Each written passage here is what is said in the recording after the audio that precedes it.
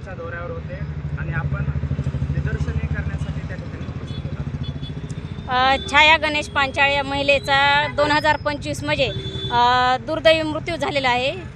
बीड जिल्हा रुग्णालयामध्ये त्यांना डिलिव्हरीसाठी ॲडमिट करण्यात आलं होतं। अति रक्तस्राव झाला आणि डॉक्टरनी त्यांना योग्य ती ट्रीटमेंट दिली नसल्यामुळे त्यांचा तडफडून मृत्यू झाला। या प्रकरणाचा आम्ही गेल्या 1.5 वर्षापासून शासन दरबारी पाठपुरावा करत वेगवेगळे आंदोलनं केलीत आणि आंदोलनं करून आम्हाला कुठलाही न्याय भेटलेला नसल्यामुळे आम्ही लोकशाही मार्गाने आतापर्यंत आंदोलनं शांततेच्या केलेले, परंतु न्याय न भेटल्यामुळे 2 दिवसापूर्वी राज्याच्या उपमुख्यमंत्री आदरणीय सुनीलताई पवार बीड जिल्ह्याच्या पालकमंत्री ह्या बीड जिल्हा दौऱ्यावर आलेल्या होत्या आणि आम्हाला पोलीस प्रशासनाने आंदोलन करू नका म्हणून असं आम्हाला विनंती केली। त्या दिवशी आम्ही आंदोलन स्थगित केलं, परंतु आम्हाला निवेदन योग्य व्यक्तीच्या हातामध्ये पडावं यासाठी आम्ही त्यांची वेटिंग केली 4 तास, परंतु आमचं निवेदन त्यांच्यापर्यंत पोहोचलं नसल्यामुळं मला वाटलं की आम्हाला न्याय नाही भेटला, म्हणून मला राग अनावर न झाल्यामुळे मी गाडीच्या समोर त्यांच्या घोषणाबाजी केली।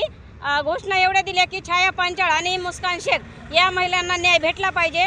याच्या व्यतिरिक्त आम्ही आक्षेपार्ह कुठलंही विधान केलेलं नव्हतं, परंतु बीड शहरचे शिवाजीनगरचे PI शीतलकुमार बल्लाळ यांनी केवळ द्वेषापोटी त्यांनी माझ्यावर आणि आमचे सहकारी यांच्यावर 353 शासकीय कामामध्ये अडथळा आणला म्हणून त्यांनी आमच्यावर गुन्हे दाखल केलेले। ते आमच्या मागणी अशी आहे की आम्हाला संविधानाने अधिकार दिलेला आहे लोकशाही मार्गाने आंदोलन, आतापर्यंत कुठल्याही आम्ही कायदा हातात घेतलेला नाही, परंतु बल्लाळ साहेबांनी फक्त आमच्यावर द्वेषापोटी हे गुन्हे दाखल केलेले आहेत। हे गुन्हे तात्काळ मागे घेण्यात यावे, अन्यथा यापुढे याच्यापेक्षा उद्रेक आंदोलन प्रत्येक जिल्ह्यातून तालुक्यातून होईल एवढं मी सांगते।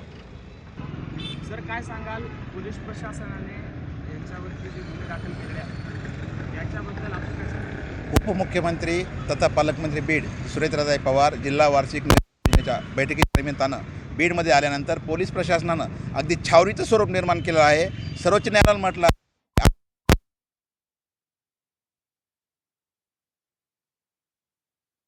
बीडचं पोलीस प्रशासन अगदी आंदोलन करण्याची परवानगी देत नाही।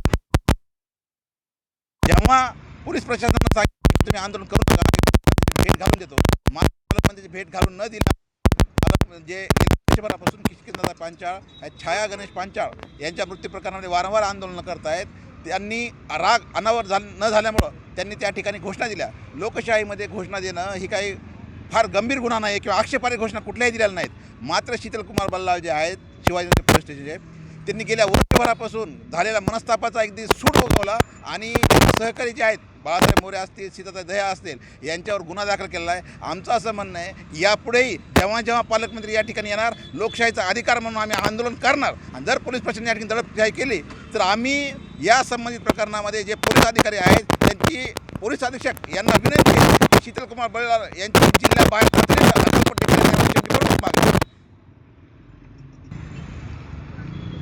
बीड जिल्ह्याचे पालकमंत्री जिल्ह्याच्या दौऱ्यावर असताना तुम्ही जो प्रकार केला आणि त्यानंतर पोलिसांनी तुमच्यावर जो प्रकार सुरू केला याच्याबद्दल आपण काय?